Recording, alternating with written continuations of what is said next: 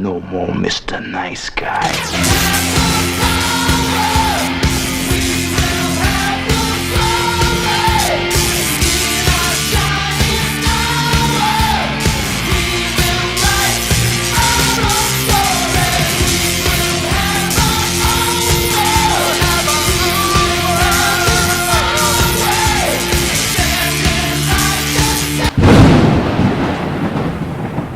Guys, the Explorer 4 here. Welcome back to some more reviews.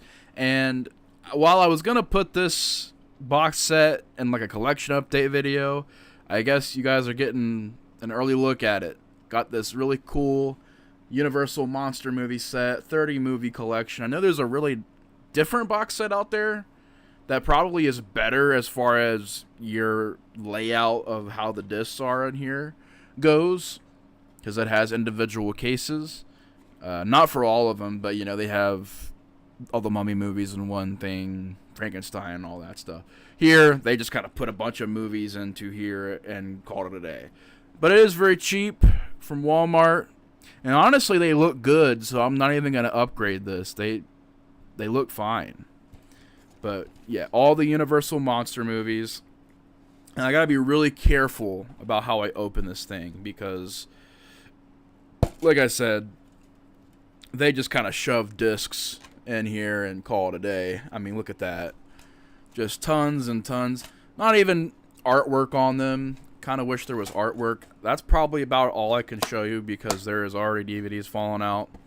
So I will say, it is cheap, but because it's cheap, you're going to be fighting to keep these DVDs in the case because they just don't want to work with you. But nevertheless, we're going to be covering some Universal Monster movies. Now, I'm not going to review every single one of them in order. Well, I will be, but not like every review. Like, it won't be 2 months from now. I'm still reviewing these movies, and I'm keeping it going. I'm going to review them whenever I have time to. I'm going to sprinkle in other reviews as well. But the big thing, the big mountain I'm climbing right now is the Universal Monster movies. And, of course, I few years ago discussed the big ones: Dracula, Frankenstein, Wolfman, all that good stuff. If I can remember, I always forget to do this, I will link a playlist I just made in the description below if you guys want to hear my thoughts on the original Frankenstein, Bride of Frankenstein, Creature from the Black Lagoon, The Invisible Man, all that stuff. I won't be re-reviewing those movies, but those reviews are available still, and they are linked below. Please, Nate, future note, remember to put that link in the description. But we're going to be continuing, and how I'm doing this is in chronological order of when they were released. So technically up next we have today's review, which is a film that came out far before American Werewolf in London.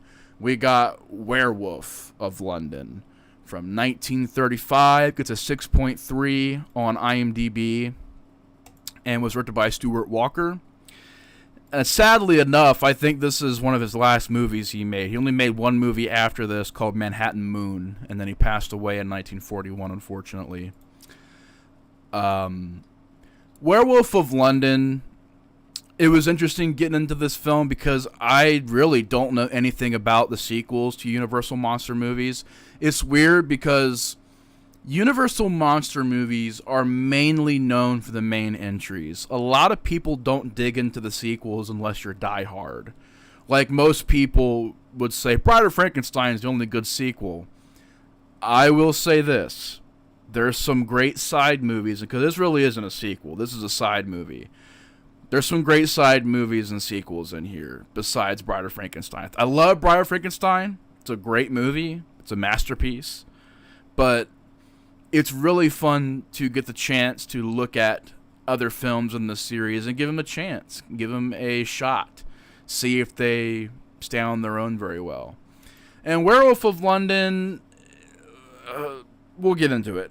Basically, you have the beginning of the movie. These scientists are out looking for this certain flower that only blooms in the full moonlight. And while they're out there, they get attacked by a werewolf. They come back to London. And one of the guys that was attacked begins to learn that he's turning into a werewolf. Now, the guy that attacked him out in the desert, wherever he was somewhere else, He wasn't in London at the time. And they get this flower, and you get this idea this guy has found all these unique species of plants. There's even one scene where there's a plant with these giant, like, tentacles, and I'm like, people are just looking at it like, oh, yeah, that's pretty cool. I'm like, I guess it's normal in this universe for a giant plant with tentacles. Okay, that's a bit random. But you basically had this guy turn to a werewolf, and you get your typical things. He learns, the only real thing that really sets this movie apart from other werewolf movies is that he learns that there's this plant. Once he gets the plant, it only blooms in the full moon, and he rubs it on his skin, and it makes him turn back to being a human. So in this movie, they have a way that you can fight being a werewolf and not turn into a werewolf. Which, to me, while it's different and it's unique, I think that's one of the problems with the movie. As far as other various problems, too, I think it's just a movie that not much happens. I mean, other than the whole plant thing where you rub the flower on your skin, oh, you turn back into a human.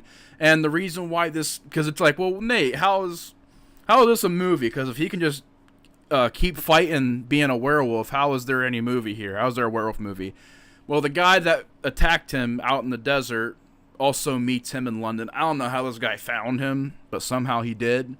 And he's been stealing all the flowers, and they don't grow very fast. So the guy's been stealing them and using them for himself. Meanwhile, our lead is turning into a werewolf and killing people in the night. So basically, it's this guy trying to fight becoming a werewolf, figuring out, okay, who's taking the plants. He doesn't know who takes the plants at first.